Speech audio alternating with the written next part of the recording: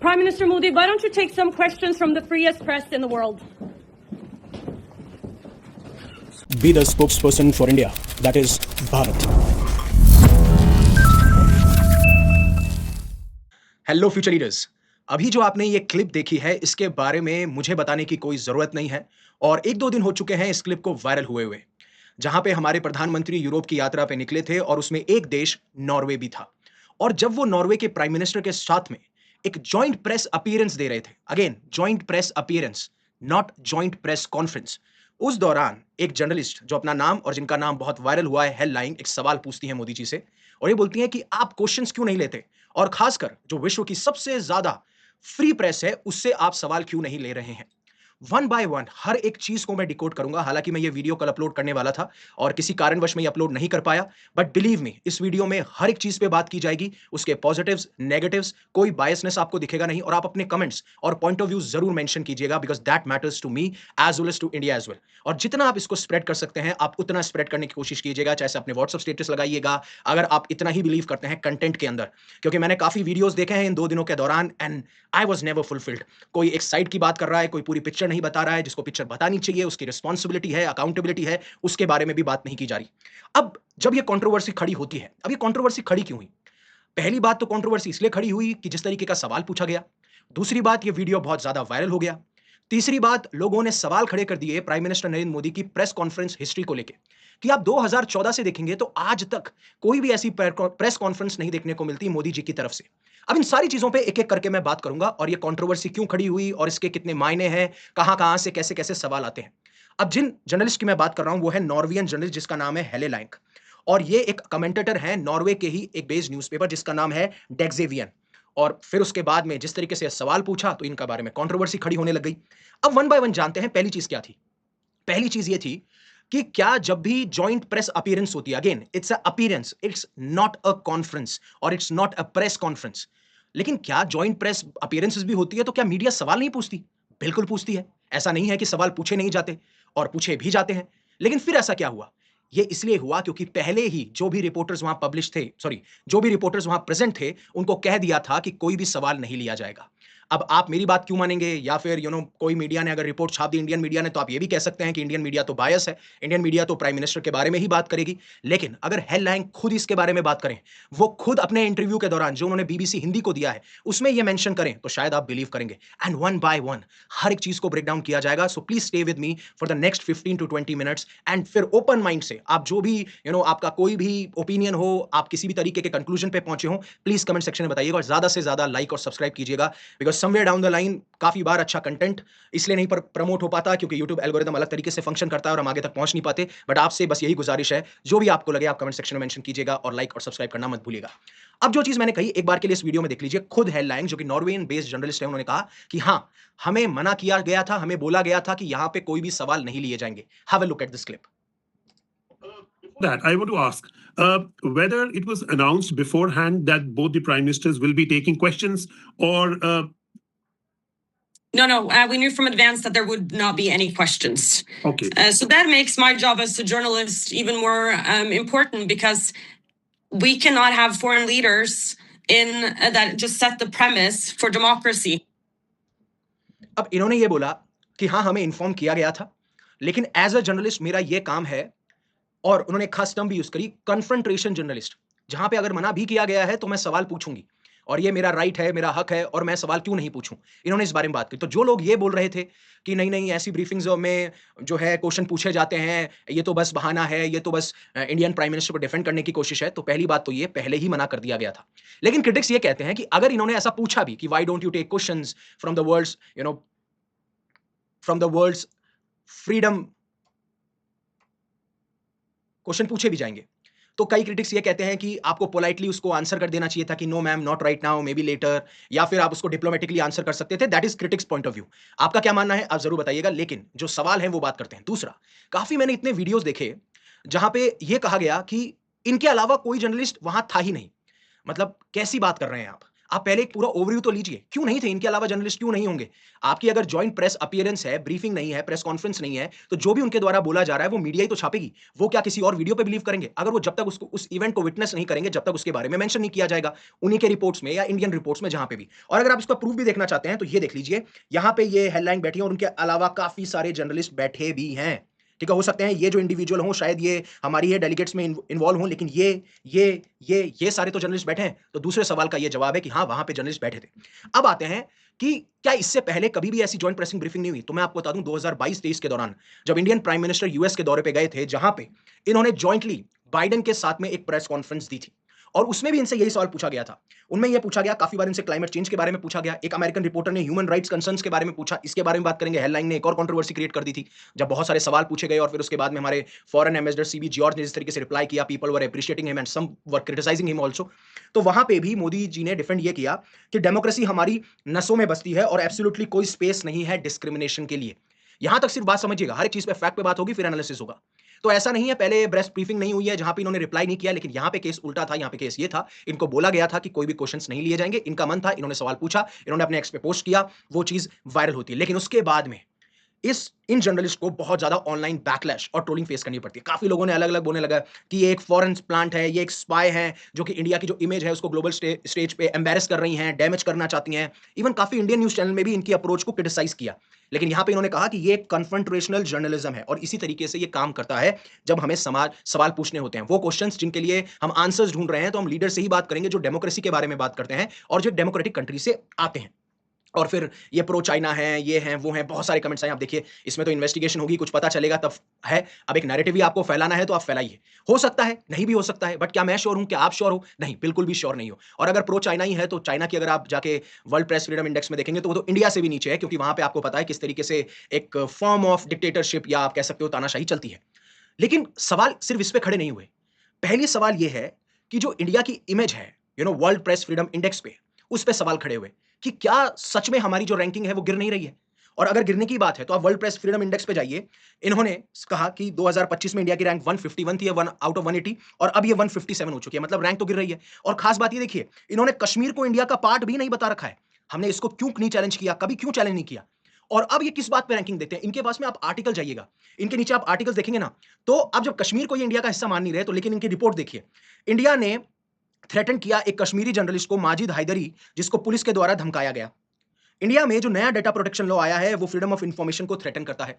अरे कोई भी लॉ आएगा उसके प्रोज और कॉन्स डिस्कस किए जाएंगे। You should also mention about the pros and cons as well. You can not always have one sided myopic view कि भाई मेरे को सिर्फ क्रिटिसाइज करना है। और जब तुम कश्मीर को इंडिया का हिस्सा नहीं दिखा रहे हो, हालांकि Kashmir is integral part of India, but अगर आप नहीं दिखा रहे हो तो फिर आप कश्मीर जर्नलिस्ट, फिर उसके बाद में कश्मीर जर्नलिस्ट को डिटेंशन पे रखा है। Why are you talking about that? ये चीज आपकी भी तो बायस दिखाती है। और कुछ लोग कह रहे थे कि वर्ल्ड प्रेस फ्रीडम इंडेक्स तो नॉर्वे से पब्लिश होता है। नहीं, ये पब्लिश किया जाता है रिपोर्टर्स विदाउट बॉर्डर्स, एक इंटरनेशनल नॉन प्रॉफिट ऑर्गेनाइजेशन, एक एनजीओ है जो कि फ्रांस बेस्ड है। अब बात यहां पे ये है, आप इनका बायसनेस देख रहे हैं। और सिर्फ ऐसा ही है, मतलब सिर्फ यहीं पे यही चीज की जा रही है। अदानी ग्रुप के खिलाफ कोई अगर एक्शन ले लिया गया तो कोई जर्नलिस्ट अगर उस पर बात कर रहा है तो उसके बाद में उसको सेंटेंस पे डाल दिया गया। That is wrong. ये आपका राइट नहीं होना चाहिए। अगर आपको लगता है कि कोई काम गलत कर रहा है और आप इन्वेस्टिगेटिव जर्नलिस्ट कर रहे हो और आपको जेल में डाल दें, दैट इज रॉन्ग। ऐसा जर्नलिस्ट के साथ में नहीं होना चाहिए। That is I am saying. और अगर आप मोदी जी के पहले का एरा देखेंगे तो रैंक कोई बहुत अच्छी नहीं थी, लेकिन इतनी खराब भी नहीं थी। आप देखिए, before Modi 140, after Modi 151 to 157।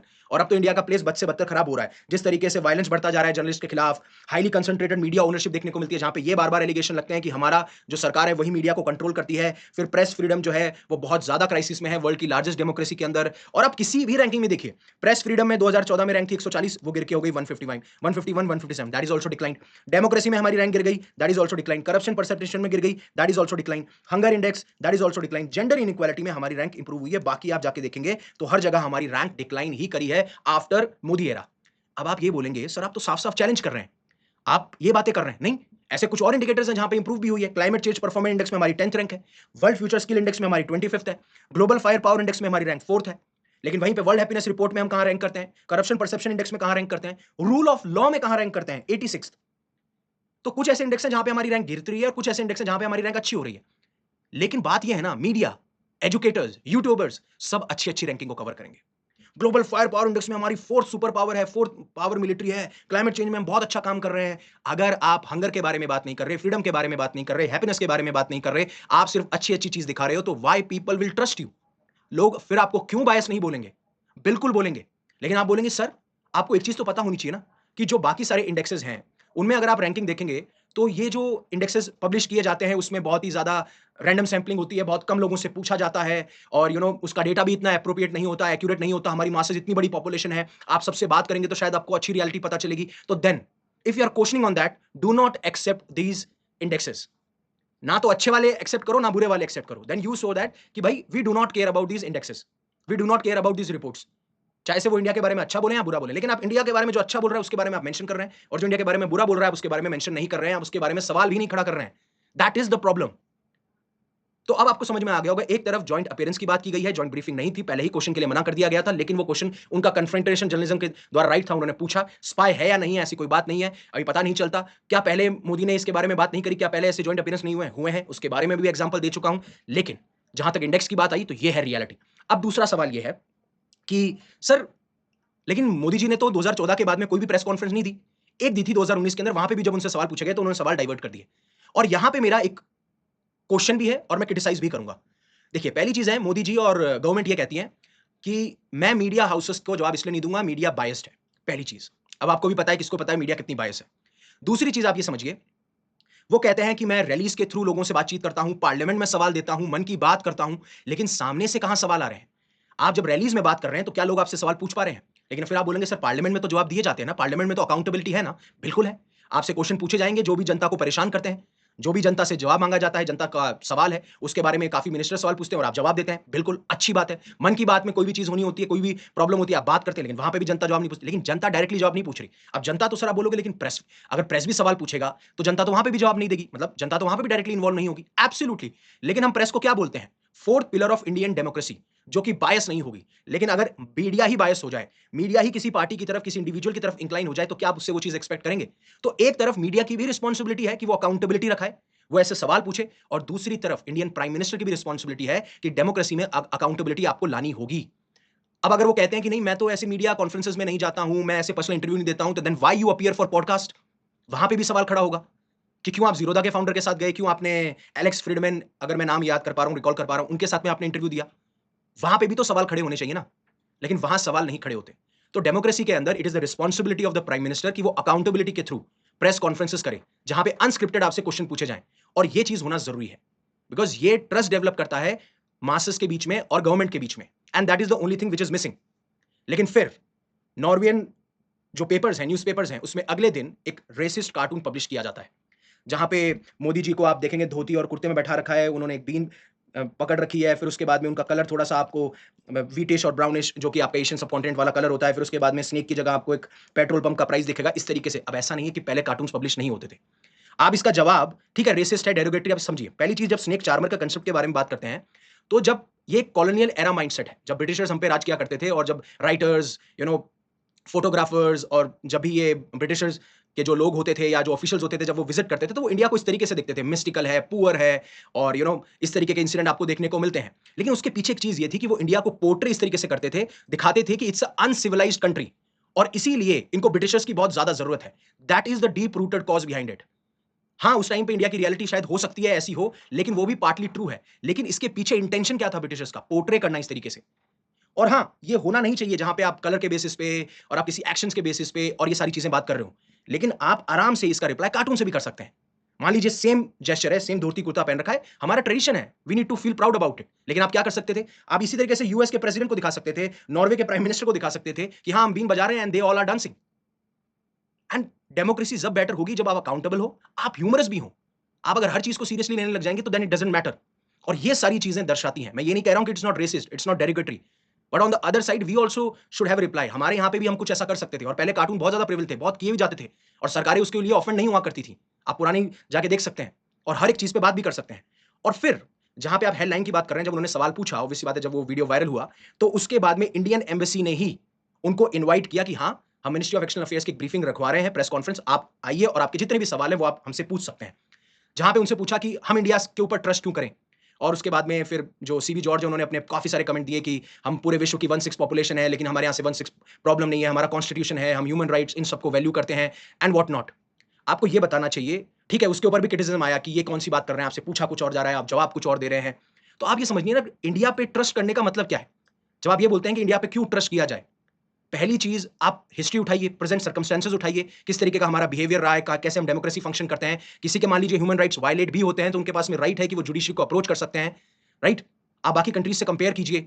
और जहां तक ह्यूमन राइट्स वायलेशन का सवाल है, वहां पे ये भी कहा गया है, जैसे पहले भी बाइडेन के साथ में जब प्रेस ब्रीफिंग हुई थी 2022-23 में, उन्होंने बोला था कि डेमोक्रेसी हमारी नसों में है और अगर हमारा कॉन्स्टिट्यूशन इंश्योर करता है, आप अप्रोच भी कर सकते हैं। और कहीं ना कहीं प्रॉब्लम आती है क्वालिटी ऑफ लाइफ में। आप देखेंगे हर एक जो स्टेट है या जो हर एक कंट्री है उसके अलग अलग पैरामीटर्स होते हैं और अलग अलग जगह हमें अलग अलग चीजें देखने को मिलती हैं। बट बात यह है, you should discuss pros as well as cons. हमारे यहाँ पे क्या चीज अच्छी है, क्या चीज अच्छी नहीं है। अगर मान लीजिए किसी की कस्टोडियल डेथ हो रही है या फिर जर्नलिस्ट को डिटेन किया जा रहा है, अरेस्ट किया जा रहा है, तो अगेन वर्क ऑन दैट। आप ये मत कहिए कि नहीं हमारे यहाँ तो कुछ है ही नहीं। रोजी पिक्चर कहीं पे भी नहीं होती है, किसी भी कंट्री में नहीं होती है। ये चीज आपको समझनी पड़ेगी। और अगर आप बाकी ह्यूमन फ्रीडम इंडेक्स भी देखेंगे तो आप ये देखिए, human freedom index Cato and Fraser institute के द्वारा 110 by 165 ranking. Freedom in the world में देखेंगे तो इंडिया को पार्टली फ्री कहा जाता है। ह्यूमन डेवलपमेंट इंडेक्स जो यूनाइटेड नेशन का है उसमें रैंक हमारी 134 पर 193 है। अब आप बोलेंगे sir why we should believe on external organisation या फिर जो एनजीओज हैं उनकी रिपोर्ट पे। Do not believe on it. अगर आपको नहीं लगता है कि आपको नहीं बिलीव करना है तो देन ऑल्सो जब ये आपकी रैंकिंग अच्छी बताएं then also do not cover it. क्योंकि आप अच्छी साइड तो कवर कर रहे हैं लेकिन आपकी जो नेगेटिव साइड है वो आप कवर नहीं कर रहे हैं। And prime minister Narendra Modi खुद ने बोला है कि constructive criticism is very important for a democracy या फिर किसी भी नेशन के लिए। तो ये सारी चीजें थी जो मैं आपको समझाना चाहता था। आपका क्या पॉइंट ऑफ व्यू है हर एक चीज को लेके, with open mind please comment कीजिएगा। क्या ओपिनियन है, क्या आप समझते हैं इस चीज से और किस तरीके से आप इस चीज को देखते हैं, वो आप जरूर कमेंट सेक्शन में बताइएगा। लाइक कीजिएगा, सब्सक्राइब कीजिएगा। Thank you very much for giving me your precious asset, that is your time. Stay safe, stay happy, take care. जय हिंद, जय Bharat. And always remember one thing, live in such a way that universe will be proud of you.